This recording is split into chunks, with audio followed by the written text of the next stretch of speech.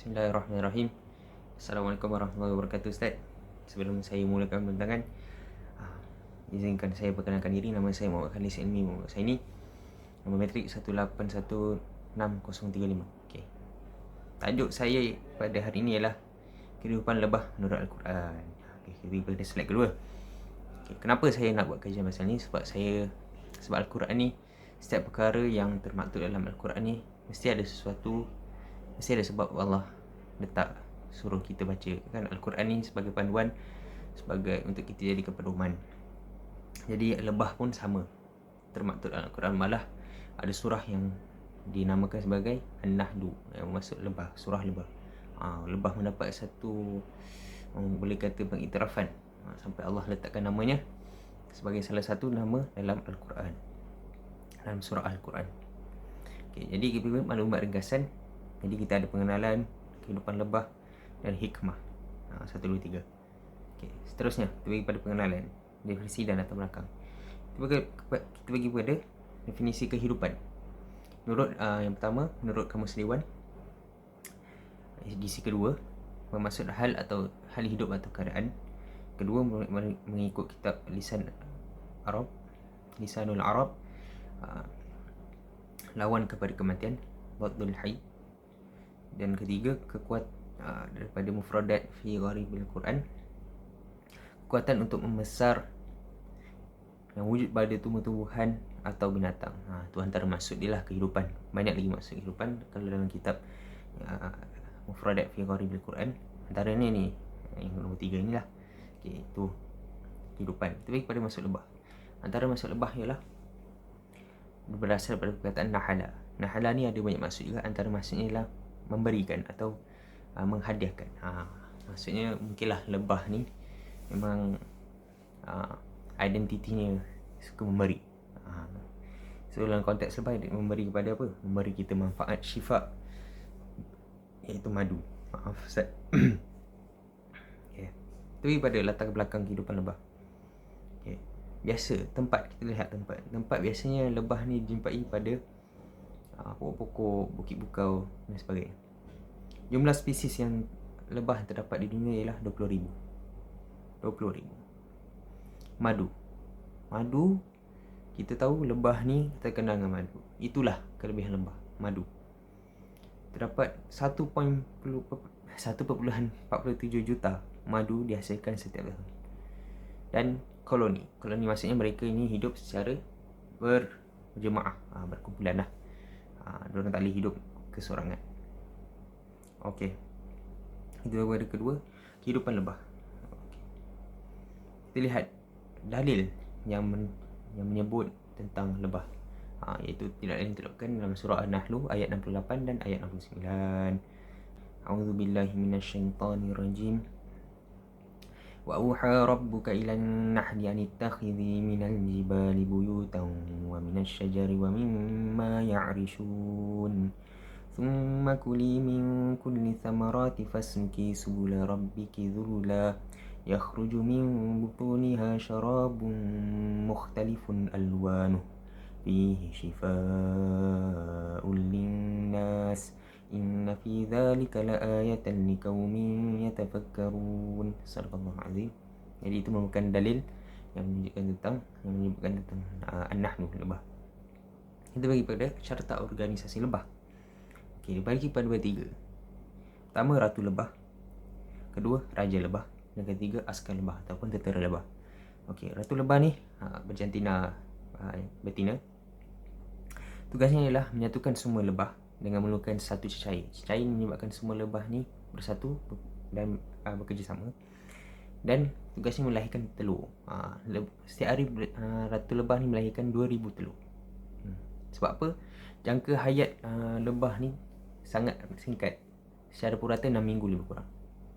Jadi untuk generasi akan datang, untuk teruskan membuat hidupkan sarang, teruskan hasilkan madu, memerlukan kepada generasi akan datang. Jadi itu tugas ratu. Raja lebah ni of course lah berjantina jantan.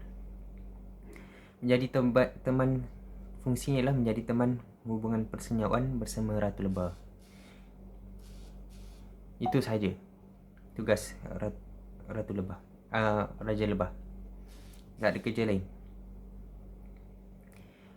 Beliau tak ada kerja lain, hanyalah menjadi teman persenyawaan Ratu Lebah.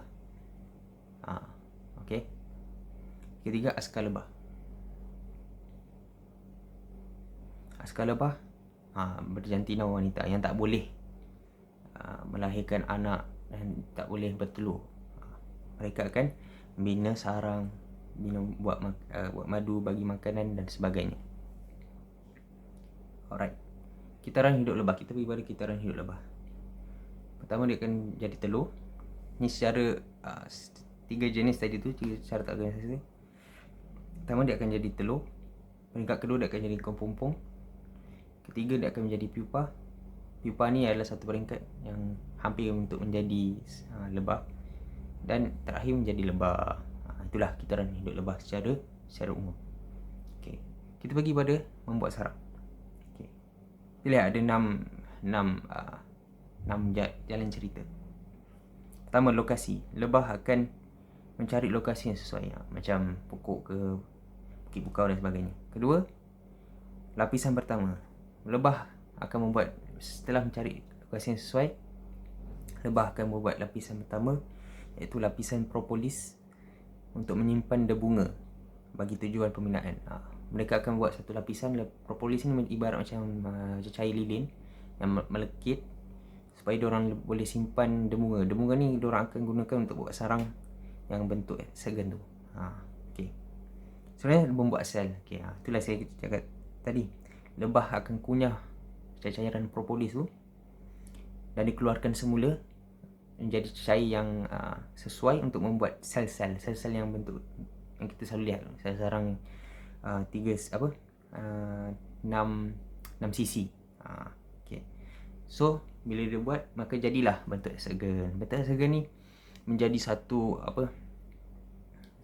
perbincangan yang hebat tentang melalui ahli saintis, kerana mereka pelik siapa yang ajarkan lebah ini untuk membuat sarang sebegitu perfect, sebegitu sempurna, hexagon. Satu geometri, bentuk geometri, satu benda yang pelik. Tapi Islam telah memberikan jawapan bahawa Allah sendiri yang berikan. Wa auha rabbuka ila nahli. Allah sendiri beri ilham kepada mereka. Okay. So seterusnya mereka akan mula dari atas hingga bawah. Teruskan pembinaan hingga ke bawah. Okay. Seterusnya 6. Ikut susunan. Sarang tersebut disusun mengikut jenis lebah. Okay. Setelah dah siap satu sarang, mereka akan susun. Yang atas ni tempat mereka simpan madu. Lapis kedua, mereka akan simpan debunga-debunga, pokok-pokok dan sebagainya. Ketiga, mereka akan simpan tempat tidur askar lebah. Seterusnya tempat tidur. Seterusnya ialah tempat tidur Raja Lebah, dan akhir sekali tempat tidur Ratu Lebah. Begitu susunan dia.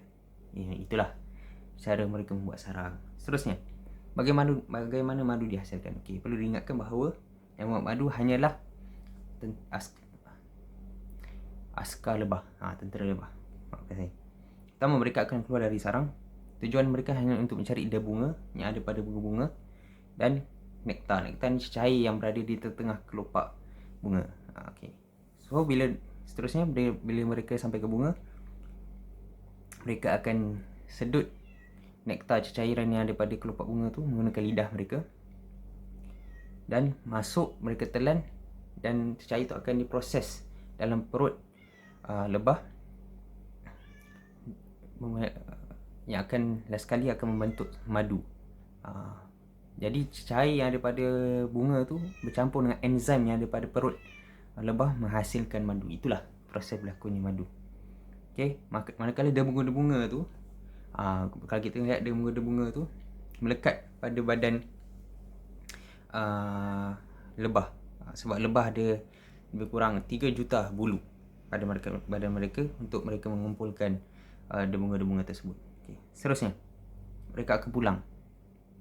Mereka agihkan cairan tadi mulut ke mulut sehingga selesai dan disimpan.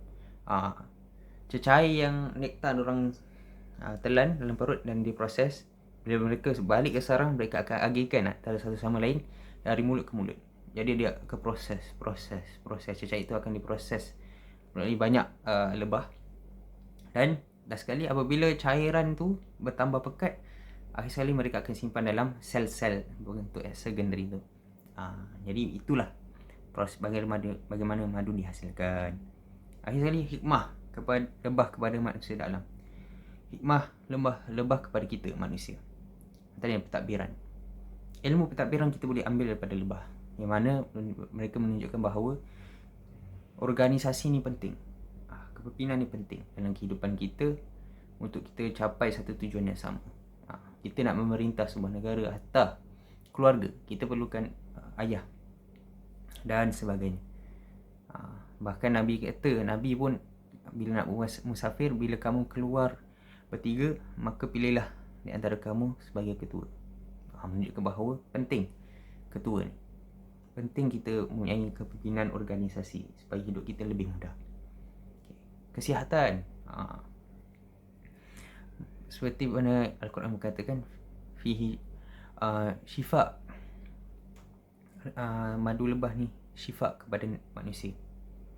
Sebab apa? Dia boleh merawat antaranya cirit-birit, penyakitan mata, kutu, masalah kutu, sakit gigi dan sebagainya. Banyak lagi. Dan ini yang jarang orang tahu, iaitu makanan. Tahu ke tidak tahu bahawa sebenarnya lebah ni memberi sumbangan besar terhadap makanan global sedunia. 1/3 makanan kita hasil usaha lebah. Kalau tak ada lebah pupus, tembikai, timun, blueberry, berry, macam-macam tanaman akan pupus dan haiwan ternakan tidak akan dapat makan makanan itu. Jadi bukan kita je, haiwan pun akan terkesan akibat kalau tak ada lebah ataupun lebah tidak wujud dekat dunia ni. Okay. Seterusnya kita bagi kepada hikmah kepada alam, pokok dan tumbuhan. Lebah akan membantu pokok lain tumbuh melalui proses polinasi. Polinasi ialah yang mana dia bunga tu sebenarnya secara tidak langsung, kalau bunga ni dia ada organ seks mereka. Okay, organ jantina, seks jantina ada pada tengah, dan organ